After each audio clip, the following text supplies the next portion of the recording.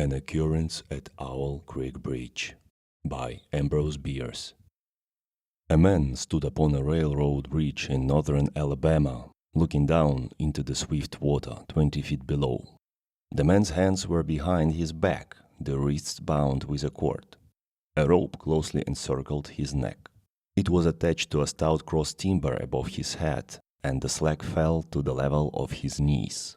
Some loose boards laid upon the ties supporting the rails of the rail supplied a footing for him and his executioners, 2 private soldiers of the Federal Army, directed by a sergeant, who in civil life may have been a deputy sheriff. At a short remove upon the same temporary platform was an officer in the uniform of his rank, armed. He was a captain. A sentinel at each end of the bridge stood with his rifle in the position known as support. That is to say, vertical in front of the left shoulder, the hammer resting on the forearm thrown straight across the chest, a formal and a natural position, enforcing an erect carriage of the body. It did not appear to be the duty of these 2 men to know what was occurring at the center of the bridge. They merely blockaded the 2 ends of the foot planking that traversed it. Beyond one of the sentinels, nobody was in sight. The railroad ran straight away into a forest for 100 yards, then curving was lost to view. Doubtless there was an outpost farther along. The other bank of the stream was open ground, a gentle slope topped with a stockade of vertical tree trunks, loopholed for rifles with a single embrasure through which protruded the muzzle of a brass cannon commanding the bridge. Midway up the slope between the bridge and fort were the spectators, a single company of infantry in line, at a parade rest, the butts of their rifles on the ground, the barrels inclining slightly backward against the right shoulder, the hands crossed upon the stock. A lieutenant stood at the right of the line, the point of his sword upon the ground, his left hand resting upon his right. Except in the group of 4 at the center of the bridge, not a man moved. The company faced the bridge, staring stonily, motionless. The sentinels facing the banks of the stream might have been statues to adorn the bridge. The captain stood with folded arms, silent, observing the work of his subordinates, but making no sign. This is a dignitary, who, when he comes announced, is to be received with formal manifestations of the respect, even by those most familiar with him. In a code of military etiquette, silence and fixity are forms of deference. The man who was engaged in being hanged was apparently about 35 years of age. He was a civilian, if one might judge from his habit, which was that of a planter. His features were good, a straight nose, firm mouth, broad forehead, from which his long dark hair was combed straight back, falling behind his ears to the collar of his well-fitting frock coat. He wore a moustache and pointed beard, but no whiskers. His eyes were large and dark gray, and had a kindly expression which one would hardly have expected in one whose neck was in the hemp. Evidently, this was no vulgar assassin. The liberal military code makes provision for hanging many kinds of persons, and gentlemen are not excluded. The preparations being completed, the 2 private soldiers stepped aside, and each drew away the plank upon which he had been standing. The sergeant turned to the captain, saluted, and placed himself immediately behind that officer, who in turn moved apart 1 pace. These movements left the condemned man and the sergeant standing on the 2 ends of the same plank, which spanned 3 of the cross ties of the bridge. The end upon which the civilian stood almost, but not quite, reached a 4th. This plank had been held in place by the weight of the captain. It was now held by that of the sergeant. At the signal from the former, the latter would step aside, the plank would tilt, and the condemned man go down between 2 ties. The arrangement condemned itself to his judgment as simple and effective. His face had not been covered, nor his eyes bandaged.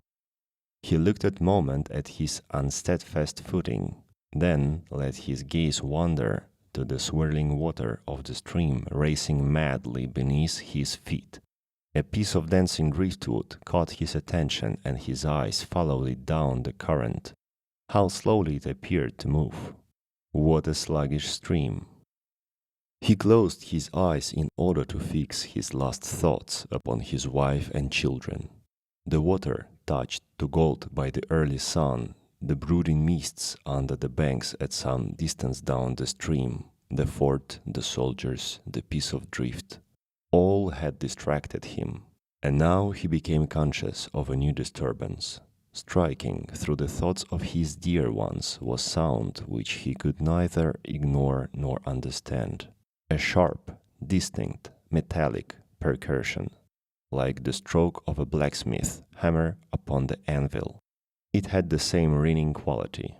He wondered what it was and whether immeasurably distant or nearby. It seemed both.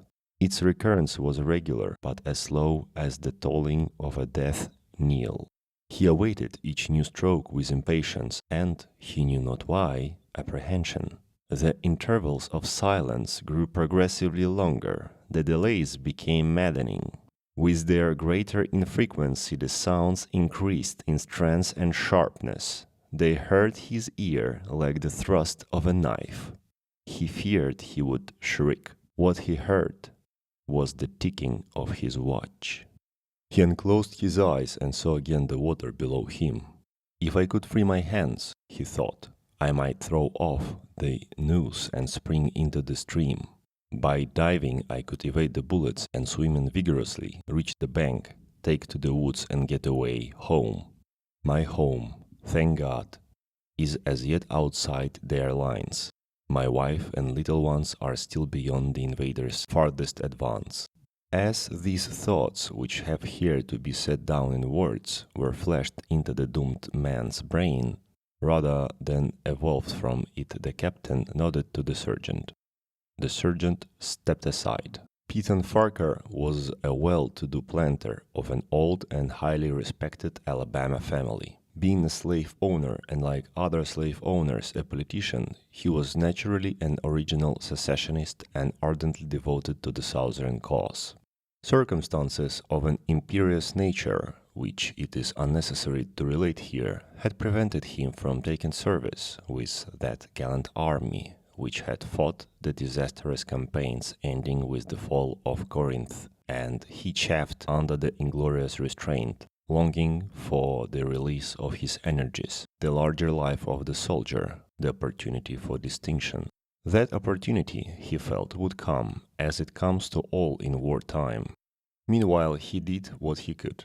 No service was too humble for him to perform in the aid of the South, no adventure too perilous for him to undertake, if consistent with the character of a civilian who was at heart a soldier, and who in good faith and without too much qualification assented to at least a part of the frankly villainous dictum that all is fair in love and war. One evening, while Farquhar and his wife were sitting on a rustic bench near the entrance to his grounds, a grey-clad soldier rode up to the gate and asked for a drink of water. Mrs. Farquhar was only too happy to serve him with her own white hands. While she was fetching the water, her husband approached the dusty horseman and inquired eagerly for news from the front. "The Yankees are repairing the railroads," said the man, "and are getting ready for another advance. They have reached the Old Creek Bridge, put it in order and built a stockade on the north bank.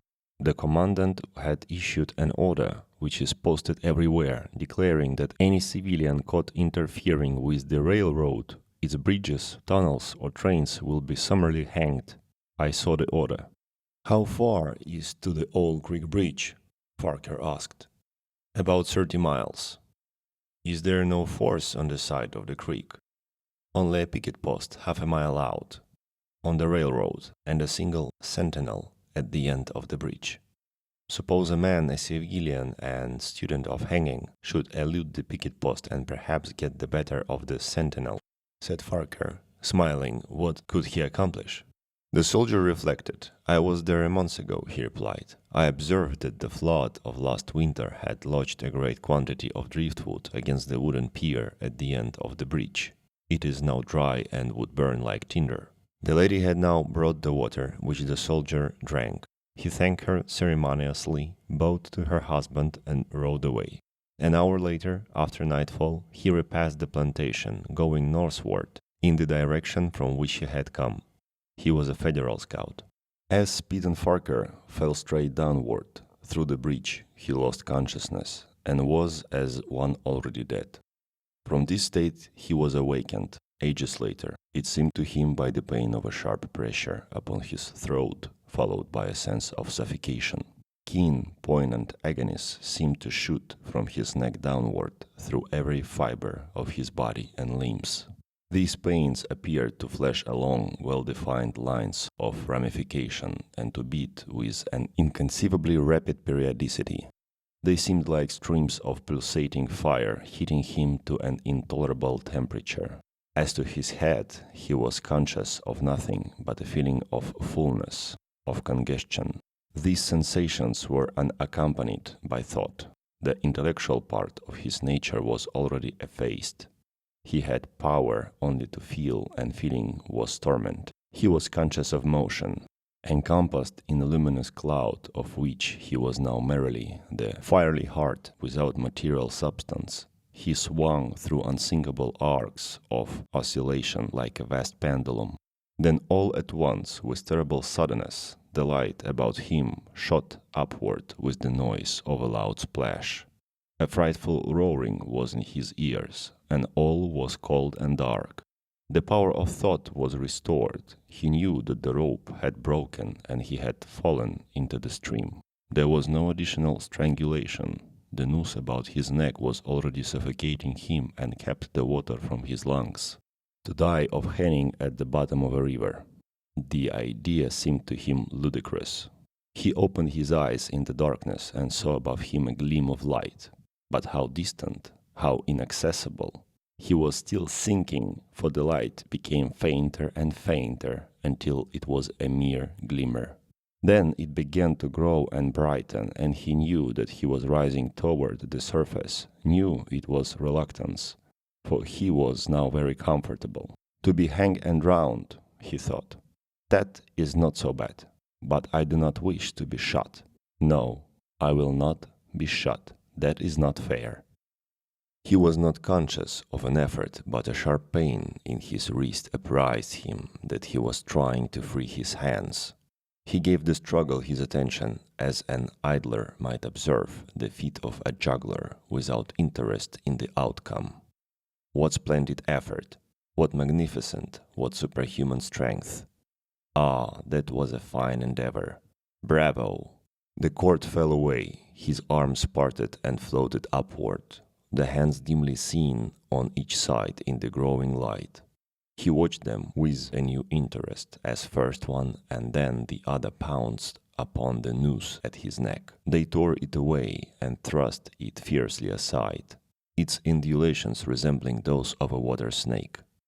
Put it back, he thought. He shouted these words to his hands, for the undoing of the noose had been succeeded by the dearest pang that he had yet experienced. His neck ached horribly, his brain was on fire, his heart, which had been fluttering faintly, gave a great leap, trying to force itself out at his mouth. His whole body was racked and wrenched with an insupportable anguish, but his disobedient hands gave no heed to the command. They beat the water vigorously, with quick downward strokes, forcing him to the surface. He felt his head emerge, his eyes were blinded by the sunlight. His chest expanded convulsively, and with a supreme crowning agony his lungs engulfed a great draught of air, which instantly he expelled in a shriek. He was now in full possession of his physical senses. They were indeed preternaturally keen and alert. Something in the awful disturbance of his organic system had so exalted and refined them that they made record of things never before perceived. He felt the ripples upon his face and heard their separate sounds as they struck. He looked at the forest on the bank of the stream, saw the individual trees, the leaves, and the winning of each leaf. He saw the very insects upon them, the locusts, the brilliant-bodied flies, the grey spiders stretching their web from twig to twig.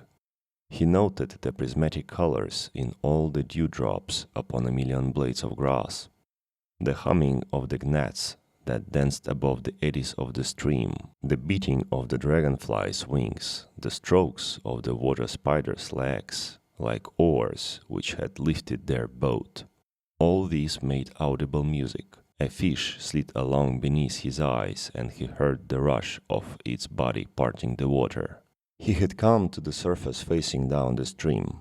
In a moment the visible world seemed to wheel slowly round, himself the pivotal point, and he saw the bridge, the fort, the soldiers upon the bridge, the captain, the sergeant, the two privates, his executioners. They were in silhouette against the blue sky. They shouted and gesticulated, pointing at him. The captain had drawn his pistol, but did not fire. The others were unarmed. Their movements were grotesque and horrible, their forms gigantic. Suddenly he heard a sharp report, and something struck the water smartly, within a few inches of his head, spattering his face with spray. He heard a second report and saw one of the sentinels with his rifle at his shoulder, a light cloud of blue smoke rising from the muzzle. The man in the water saw the eye of the man on the bridge gazing into his own through the sights of the rifle. He observed that it was a grey eye, and remembered having read that grey eyes were keenest and that all famous marksmen had them. Nevertheless, this one had missed. A counter-swirl had caught Farquhar and turned him half round. He was again looking at the forest on the bank opposite the fort. The sound of a clear, high voice in a monotonous sing-song now rang out behind him and came across the water with a distinctness that pierced and subdued all other sounds, even the beating of the ripples in his ears. Although no soldier, he had frequented camps enough to know the dread significance of that deliberate, drawling, aspirated chant. The lieutenant on shore was taken apart in the morning's work. How coldly and pitilessly, with what an even calm intonation, presaging and enforcing tranquility in the man, with what accurately measured interval fell those cruel words. Company, attention, shoulder arms, ready, aim, fire. Farquhar dived as deeply as he could. The water roared in his ears like the voice of Niagara, yet he heard the dull thunder of the valley, and rising again towards the surface, met shining bits of metal, singularly flattened, oscillating slowly downward. Some of them touched him on the face and hands, then fell away, continuing their descent. One lodged between his collar and neck. It was uncomfortably warm, and he snatched it out. As he rose to the surface, gasping for breath, he saw that he had been a long time under water. He was perceptibly farther downstream, nearer to safety. The soldiers had almost finished reloading. The metal ramrods flashed all at once in the sunshine as they were drawn from the barrels, turned in the air, and thrust into their sockets. The two sentinels fired again, independently and ineffectually. The hunted man saw all this over his shoulder. He was now swimming vigorously with the current. His brain was as energetic as his arms and legs. He thought with the rapidity of lightning. The officer, he reasoned, will not make the martinet's error a second time. It is as easy to dodge a volley as a single shot. He has probably already given the command to fire at will.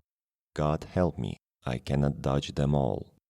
An appalling splash within 2 yards of him was followed by a loud rushing sound, diminuendo, which seemed to travel back through the air to the fort and died in an explosion which stirred the very river to its deeps.